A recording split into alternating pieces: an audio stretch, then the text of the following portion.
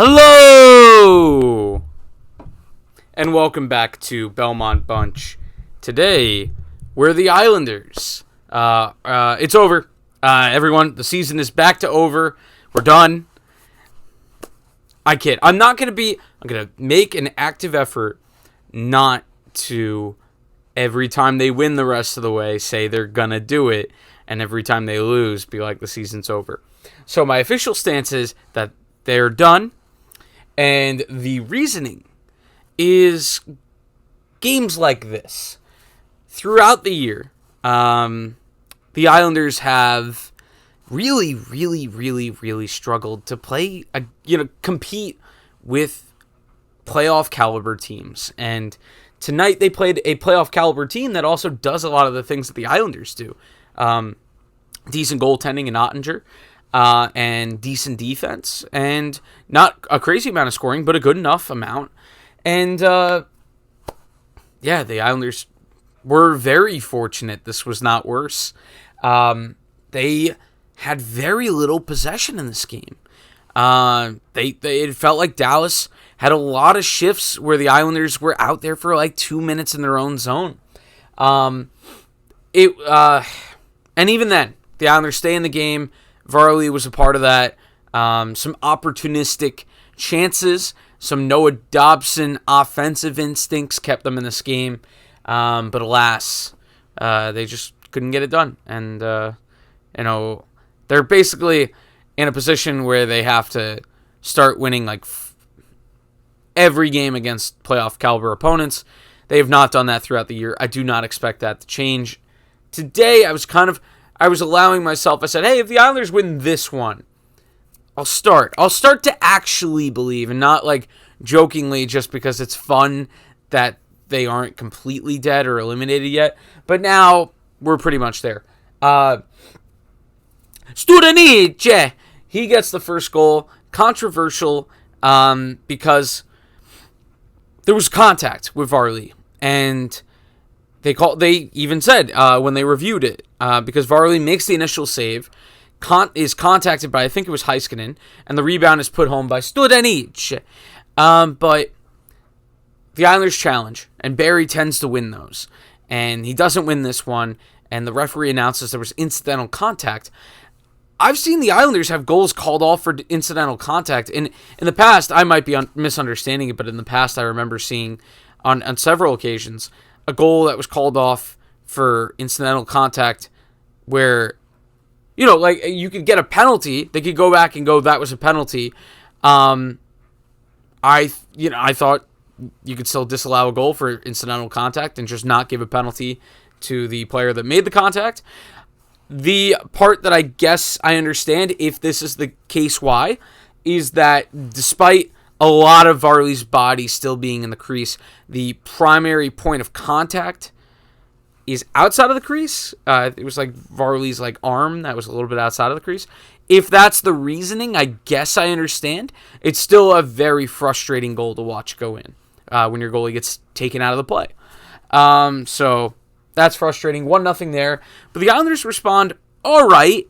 Like I said, they were still kind of getting caved in their own zone, but Noah Dobson, a great stretch pass to the suddenly hot J.G. Pajot, who goes in on a 2-on-1 and roofs one past Jake Ottinger. Great to see J.G. Pajot getting things going. Another in a long line of Islanders forwards who just turned it on in the second half, probably a little bit too late. So 1-1 there. We think we're going to get out of the first. I'm watching with my brother. My brother goes, wouldn't it be funny if they gave up a goal here? I'm like, no! And then they did! A shot from the point is deflected in by Tyler Seguin in front. Very unfortunate. The Islanders, can't even say it was like a lost net front battle because everybody was kind of tied up. It's just an unfortunate ricochet.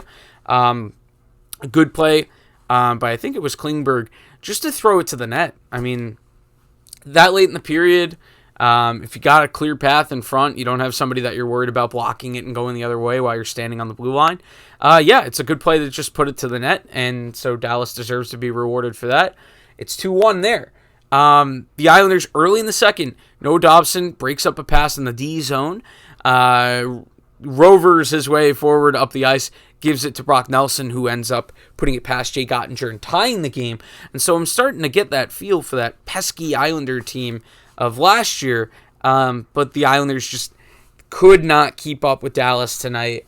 Radek Faksa ends up getting the goal in the third. But of note is that the Islanders credited with 3 shots. It was like 1 shot with like 2 minutes left in the second. Just not good enough. Part of that is Dallas just very effectively does what the Islanders do to them.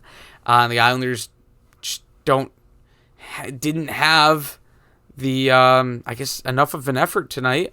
It's tough because like I don't know if I could put it on the effort or just general, and I'm getting tired of saying lack of talent because guys are starting to show up, so it's just not getting it done. I'll go with that. Ross Johnston tonight, lots of hits, lots of clean hits, good stuff to see. Ended up taking matching penalties at some point in the third with Jamie Benn. That's a trade-off that the Islanders will take. So Ross Johnston, a successful night as a pest and a hitter. Didn't really notice much else from the fourth line. Barzal's line basically didn't notice most of the game. Didn't really notice any line, to be honest. I mean, but I guess, Pajot and Brock getting goals. The middle six was going a little bit. The Faksa goal, shorthanded. It really has started to feel like very recently, that the Islanders' power play is more likely to concede a goal than it is to score. And that's very easy to say on a night where they did get scored on. But like this has been true of the last few games. They've been flirting with this. And yeah, it's frustrating because it kind of stems from Game 7 last year. Last year, they don't give up any shorthanded goals all year. They give up 1 and it ends their season. And now this season, they've given up 7, and it seems to be a recurring issue. Some PTSD there for fans. Anyway, but yeah, this one, no Dobson. Great progress, 22 years old. I'm going to have a lot of patience in him. A little bit frustrated with the path that he takes on this one. I think he didn't think he had help on the back post. He did, but J.G. Pajot loses that battle. But the problem with Dobson here was Dobson kind of dropping off and giving a lot of room for the pass, for the puck carrier to take it in even further and become a shooting threat to Varlamov as well. And I think that made Varlamov have to account for too many things, and that they lost the net front battle with Pajot. So the Islanders, failed to get it in deep and get turned the other way, and it doesn't go well. And so the Islanders had a bit of a push at the end, some zone time, some pucks on net. Barzal misses just a ridiculously huge opportunity. Jay Gottinger makes himself big, gets a shoulder on it, and that's a pretty debilitating loss.